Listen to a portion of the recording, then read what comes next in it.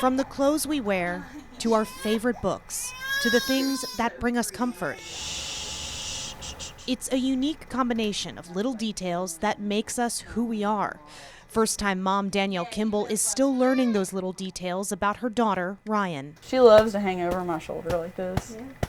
Like, this always calms her down. But at 5 months old, Ryan is particularly unique.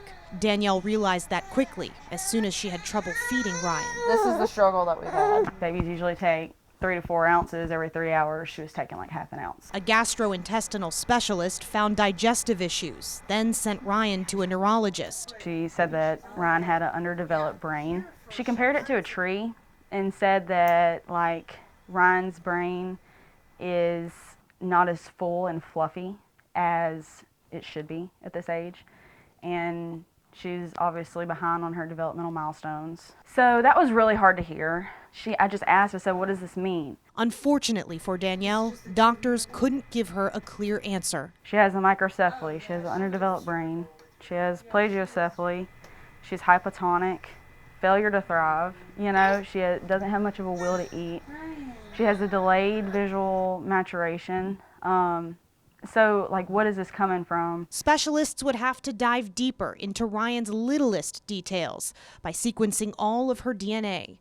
The $3,000 genetics test was not covered by insurance, but through social media and word of mouth, people across the Arklatex rallied around the baby from Frierson and raised the money. A lot of hope in that little box. When Ryan's father gets back from a business trip, he, Danielle, and Ryan will send samples of their tissue to a lab.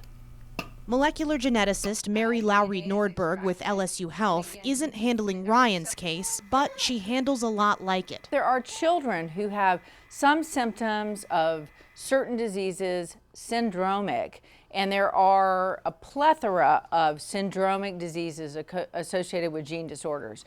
The problem is when you don't have any of the above and you still have a child that you know that is not meeting developmental milestones, is either physically or intellectually delayed, what do you do? By examining DNA sequences, geneticists can pinpoint what caused the defects. From there, they can fit the treatment to the patient. We're not quite to 100% personalized medicine now, but we're getting there. For someone like Ryan, that could mean precious answers and intervention during those critical early stages of life.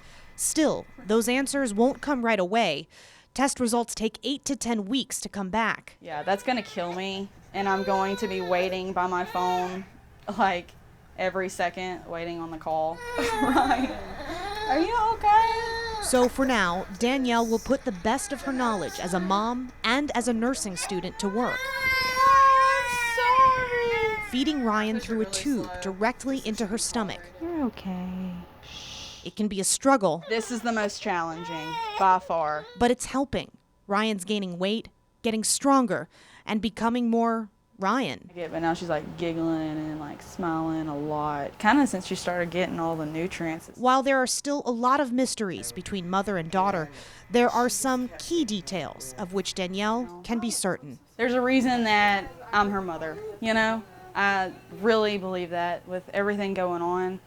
I think that God made me her mother for a reason, because I will do everything to ensure that she has the best quality of life. I feel like this is important because any other parent going through this, I just want to give that advice that you are your child's best advocate. You will make it happen as a mother, as a parent. Jamie Ostroff, KTBS 3 News.